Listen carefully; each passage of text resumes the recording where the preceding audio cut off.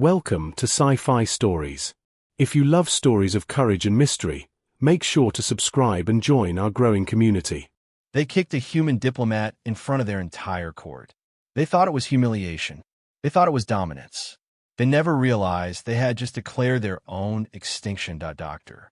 Lydia Martinez knelt on the polished obsidian floor of the Zephyrian throne room.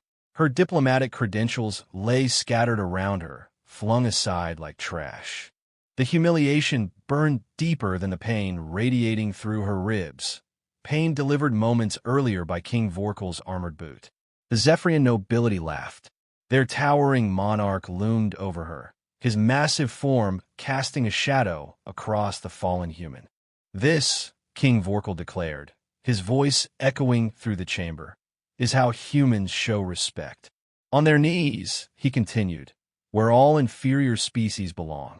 Dr. Martinez had come to negotiate a simple trade agreement, medical supplies in exchange for rare minerals, a deal that would benefit both civilizations. Instead, she had become an object lesson. The kick had been casual, almost bored, the way one might discipline a disobedient animal. "Your Majesty," Lydia said quietly, forcing herself upright with controlled dignity, "I believe there has been a misunderstanding. I am here under diplomatic immunity." "There is no misunderstanding, human," Vorkal interrupted. His four eyes glowed with predatory amusement. "You exist at our sufferance.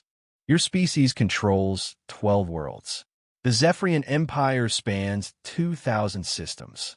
You will accept our terms," he finished, "or face consequences." Lydia met his gaze without flinching. Something cold replaced the warmth in her eyes. "I see," she replied calmly. "Then perhaps we should discuss terms." What King Vorkal didn't know was that Dr. Lydia Martinez's doctorate wasn't in diplomacy. It was in biochemical warfare. 15 years of classified research for Earth's Defense Intelligence Agency. Her role as a diplomatic attaché was a cover, one designed to identify existential threats to human expansion and quietly neutralize them. The Zephyrian Empire had just identified itself as one. "I require 1 hour to consult my government," Lydia said, bowing her head in apparent submission. "May I use the guest communications array?" Vorkal laughed, a deep rumble of mockery. "Of course, little human. Call your masters." What Lydia actually did during that hour was access the palace's atmospheric control system using quantum encryption embedded in her diplomatic tablet. Zephyrian physiology was well documented in human intelligence archives, especially their vulnerability to a specific atmospheric enzyme, one human science had perfected years ago. Its beauty lay in its precision. It affected only those with Zephyrian genetic markers. No explosions, no toxins, no detectable sabotage, just sudden cardiac failure. Natural, tragic, untraceable. 2 hours after being kicked like a dog, Dr. Martinez sat calmly in the palace communications center as alarms began to wail throughout the complex.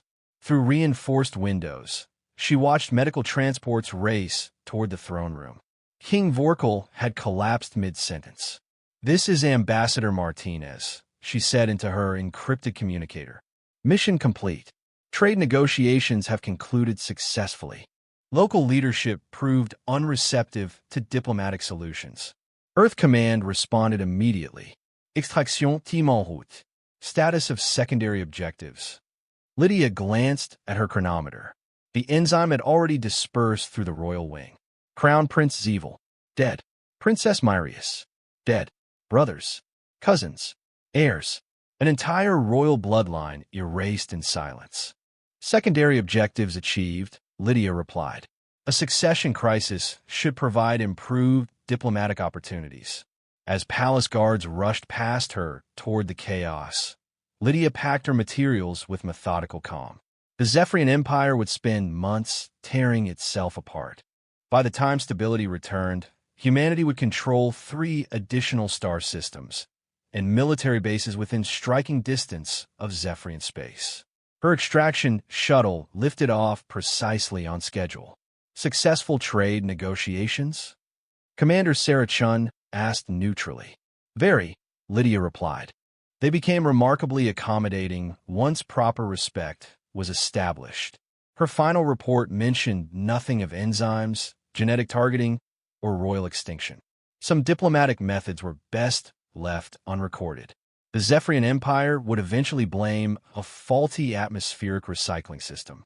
They would never realize their downfall began the moment they laid a hand on a human diplomat. Some lessons, Lydia reflected, were simply more expensive than others.